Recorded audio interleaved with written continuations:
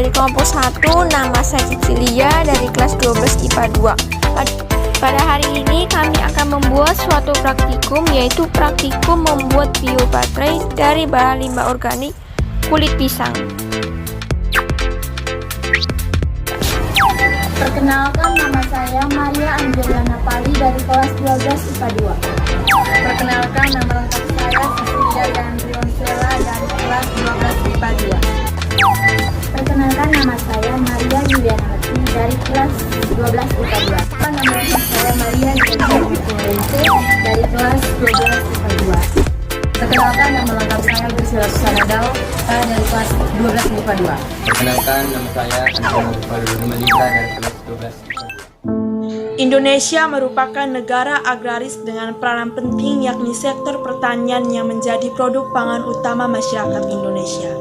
Meskipun berfungsi sebagai mata pencarian dan produk pangan, namun di samping itu terdapat mikroorganisme dan percepatan reaksi sehingga dapat menyebabkan sayuran atau buah mudah busuk dan rusak. Hal tersebut menjadikan limbah sayur dan buah semakin sering ditemukan dan dapat didaur ulang melalui solusi pembuatan biobaterai. Serta berdasarkan sudut pandang bahwa kebutuhan akan sumber energi semakin dicari, maka biobaterai dari limbah sayur dan buah menjadi alternatif solusi dari kebutuhan akan penggunaan energi yang ramah lingkungan. Biobaterai atau biobattery adalah suatu baterai dengan bahan organik sehingga lebih ramah lingkungan jika dibandingkan dengan batu baterai konvensional yang mengandung bahan kimia berbahaya. Pemanfaatan sampah organik terutama limbah buah dan sayur sebagai biobaterai latar belakangi oleh kandungan dalam buah yang berupa asam askorbat, asam sitrat, dan NADH atau nikotinamida adenosin dinukleotida hidrogen sebagai penghasil energi, yang dalam kondisi tertentu bahan kimia tersebut bertindak sebagai elektrolit. Alat dan bahan. Alat yang pertama, tang, obeng, pisau, bahan, baterai bekas, dan kulit. Cara kerja membuat biobaterai dari limbah organik kulit pisang. Yang pertama, kupas kulit pisang. Yang kedua, gunting kecil-kecil kulit pisang.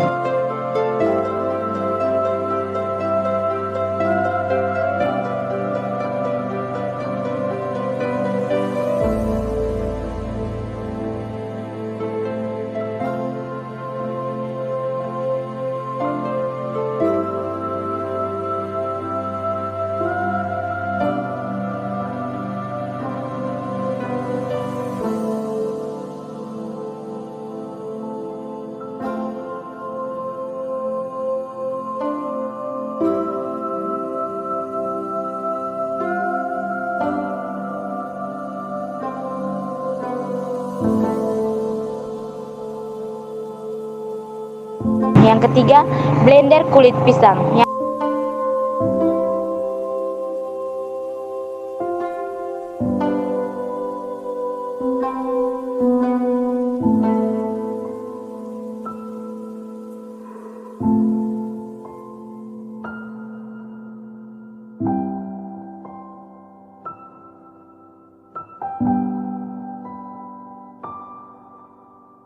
Yang keempat, buka lapisan luar baterai dan penutup baterai untuk mengeluarkan isi baterai.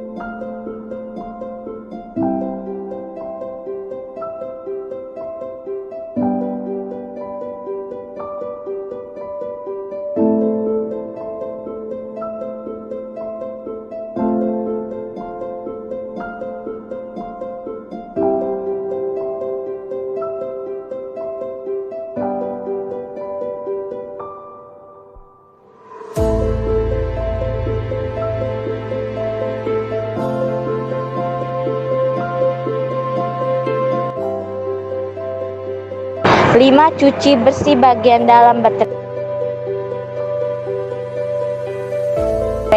6. Masukkan kulit pisang yang telah dipotong-potong.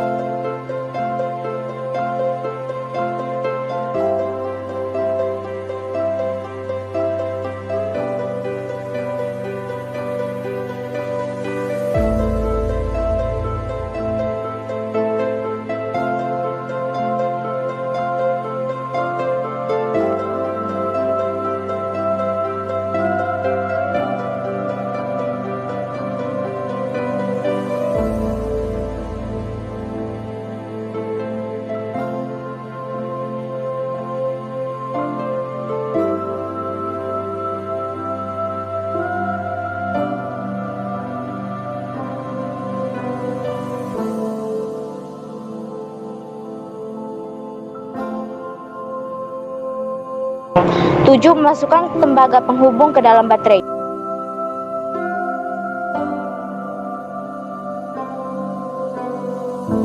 8. Tes pada alat elektronik yang menggunakan baterai seperti jam dinding.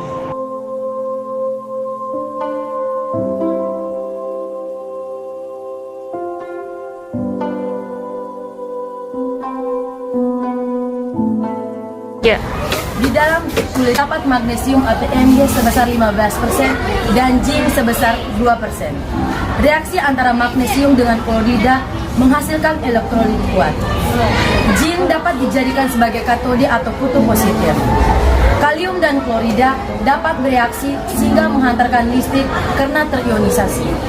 Tetapi ada kemungkinan bahwa magnesium dan zinc juga memiliki peran dalam menghantarkan listrik dan menyimpan arus listrik searah. Arus listrik dapat mengalir karena terdapat zinc yang bertindak sebagai katode atau kutub positif dan tembaga yang bersifat sebagai anode atau kutub negatif. Akan terjadi reaksi ionisasi jika zinc dan tembaga bersentuhan dengan pesta sehingga terjadi arus listrik. Baterai merupakan sebuah sarana yang mengubah energi kimia yang terkandung dalam bahan aktif secara langsung menjadi energi listrik melalui reaksi, reduksi, dan oksidasi elektrokimia atau yang disebut redox yang terjadi di dalam elektrode. Maka, prinsip biobaterai yang melibatkan transportasi elektron antara dua elektrode yang dipisahkan oleh media konduktif atau elektrolit serta memberikan kekuatan gerak elektron berupa potensial listrik dan arus. Pada konduktor elektrolit, elektron mengalir dibawa oleh ion-ion dan yang dapat menghasilkan ion seperti asam, basa, dan garam.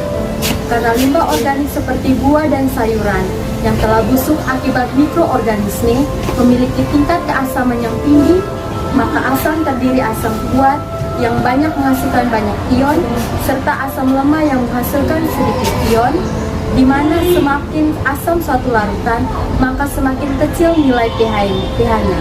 Begitu juga sebaliknya, semakin lemah tingkat keasaman suatu larutan, maka pH-nya semakin besar. Dengan demikian, apabila suatu larutan konduktor elektrolit memiliki tingkat keasaman yang tinggi atau pH-nya kecil, maka semakin banyak ion yang dihasilkan, sehingga arus listrik yang dihasilkan juga semakin besar dan akibatnya konduktivitas larutan elektrolit tersebut juga semakin besar.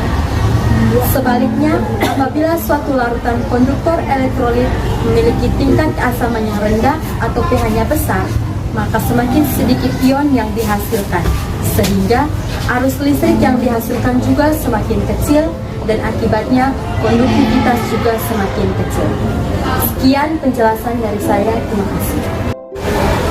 Jadi dari materi yang sudah dijelaskan, di sini saya dapat mengambil kesimpulan bahwa dalam pembuatan biobaterai dapat digunakan sebagai solusi untuk mengatasi volume sampah yang terus meningkat setiap harinya dan sekaligus menghadirkan energi terbaru dan ramah di lingkungan renewable energy.